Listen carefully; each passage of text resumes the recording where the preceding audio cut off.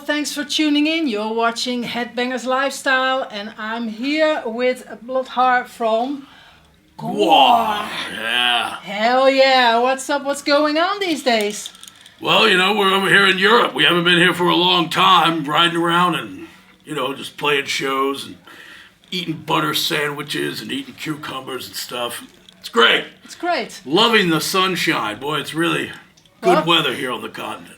Did you miss Europe? Actually? Well... Or not? I mean, no, not really. I missed Holland. I missed taking a dump on the porcelain shelf and things like that. But not really Europe so much. I do like hanging out in coffee shops and really? Browsing for prostitutes and of course. And then and inadequate toilet facilities. I love all those things. Mm-hmm. Well, what do you appreciate about Europe, actually, in the first place?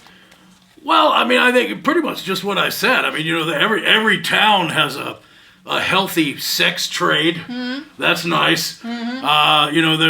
There's a lot of it looks like there's a lot of confused and dirty people all around. Mm-hmm. That's nice. I mean, maybe that's just because we were in Germany, Ooh. But I mean, we went to France just a few minutes and things were a little bit better. A little bit better, yeah. Well, you are on tour with Voivod and... Childrain. Childrain. Yeah. Well, Voivod is familiar. You have been touring with them in the past? We haven't been touring with them in the past, but, we share the same proclivity for a post-nuclear Holocaust world. And so the two bands fit together pretty well. Mm-hmm. We're also both old as shit, so that helps. And we actually have seen Voivod many times and listened to their records and met them up in Montreal. We talk about the very first time we met them when their bass player told us it was a foretelling of what we would experience with Europeans to come. He said, "The show is magnifique. Mm-hmm. The music I know like." Okay. So, we took it from there. But it's good hanging out with them after the show. Is there wild parties with them? Or? Yeah, sure. They're wonderful. I mean, being Canadians, they lack that embarrassing frankness that Europeans have. So it's good. It's good. Yeah, we enjoy it. We enjoy each other. We're enjoying each other. Ooh, yeah. What does that mean? Well, it just means, like we're hanging out. Snake, Away. They've all got weird names. Mm-hmm. They're a fun band to watch. Mm-hmm. How do you keep it all together on tour? Traveling from town to town, to country to country. Yeah. With all your stuff. Well, I mean, right now, of course, we have a whole legion of slaves who just drag everything around. And we fly everywhere in our bat-shaped helicopter, so... I mean, it's pretty easy for us. I mean, it's hard for the slaves and the support crew. Of course. But for us, it's a breeze. Okay, it's a breeze. It's a breeze. It's a breeze. Yeah, why not? So, are European fans kind of different than the fans you see in the United States, or? Yeah, they're not as stupid. First really? of all, yeah, you get the sense that there's a lot more going on behind their eyes. Mm-hmm. And we kill Donald Trump every night. He comes, actually, what happens every night, it's always the same. He comes out, we invite him to join the band, and then we wind up killing him. And then the next night, he just shows back up again. I think it's amazing. He's immortal. He's immortal. He's immortal. Yeah, he is. It's so, I mean, in the States, people are probably more used to seeing GWAR. The fans react virtually the same. People just go crazy and have fun. I mean, I'll tell you one thing: Europeans are much better at their timing when they chant and clap. For some reason, it's weird. It's like in America, people can't do that. They can't do hut hut hut hut. They just it must be from going to soccer matches and stuff like that. But so that's one thing we've noticed. Is there anyone on your bucket list, a celebrity you would definitely want to slaughter one time in your life? Well, you know, I mean, on stage. we slaughter our enemies that come from our own GWAR world.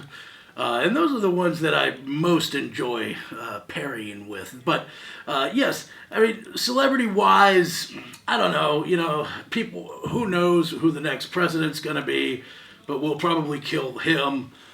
Maybe Boris Johnson, maybe Angela Merkel. I don't know. But, you know, nobody knows who they are. It's kind of hard to, you know, unlike Trump, like everybody knows what that clown looks like. So we got to figure out something, you know. I mean, in Australia, we did kill the prime minister, so that was good. I don't know. I mean, maybe, I'm just sitting here trying to think. A famous European that we'd like to kill. Probably, you know, I'm going to go ahead and say Boris. Yeah, Boris. He's like Trump. He's sort of a confusing version of Trump that actually can talk. You know, so but he still looks ridiculous. It'd be fun to bounce him around. Cool. All right. Yeah. Hey, you have this comic. Yeah. Here you go. The Enormogantic Fail. What's the adventure here? Like in? Well, you know, this is a comic book it's a follow-up to our first series of comics that we had last year. This one's a graphic novel, and it basically recounts the destruction of the planet Flobquer 7, which is a planet that we were ordered to destroy, and it sort of goes through everybody's, you know, everybody's version of events, how we all remember it, and we all remember it differently.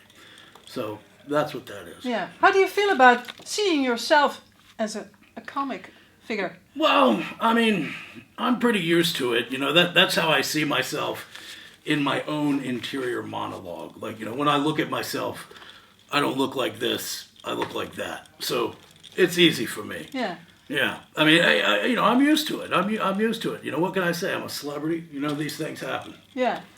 But who was your action figure hero as a kid or a comic, you know, star? I was always a fan of Evel Knievel. Yeah. You know, I liked him because he was a pitiful alcoholic and a braggadocious moron. And these are characteristics that Americans really enjoy. He really captured the American spirit, especially when he bit the dust going over that fucking canyon. Failure. Try and fail.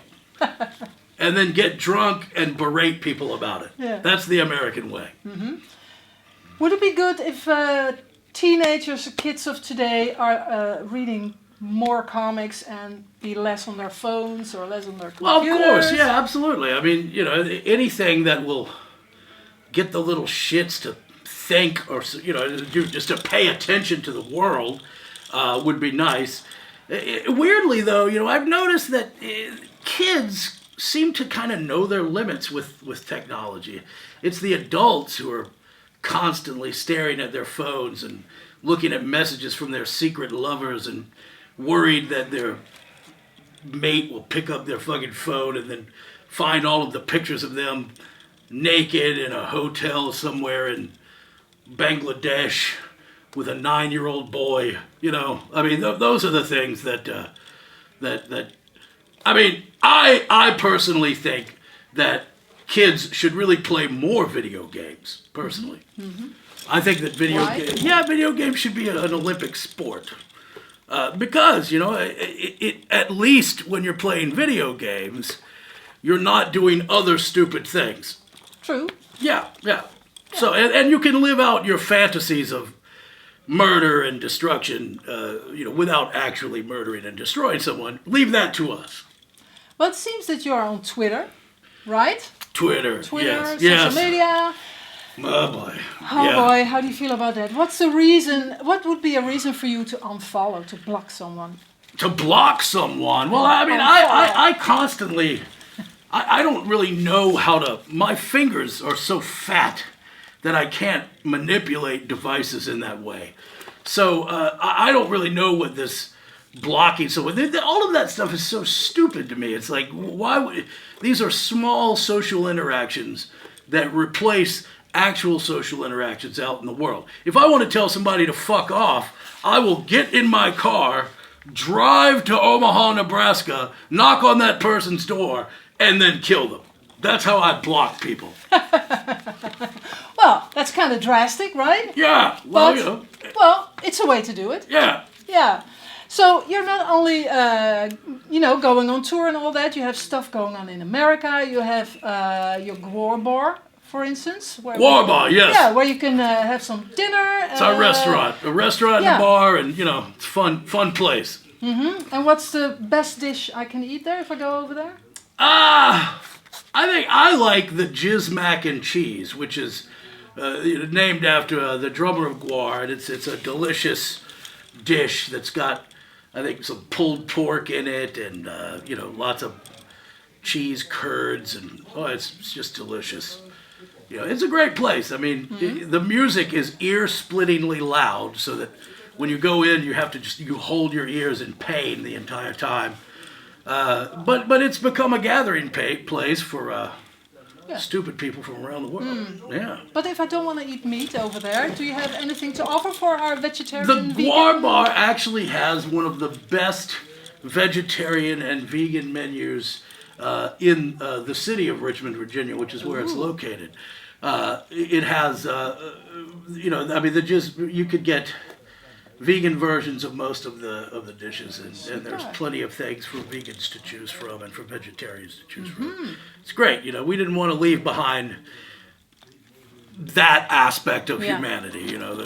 Yeah. I mean, GWAR, weirdly, GWAR supports. I mean, obviously, I think factory farming is wrong. I don't want my kindred cows slaughtered like that. So, there's just no respect in the handling of animals.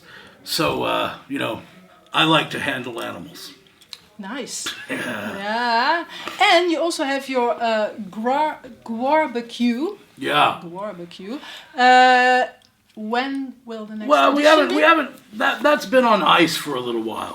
So I'm not sure when that was going to happen, but it will probably come back in the future. We're just in negotiations with the federal government. It might be after Trump is out of office. I'll tell you that. But there's no other particular reason not to organize it at the moment? I mean, really, to be honest with you, we're just tired.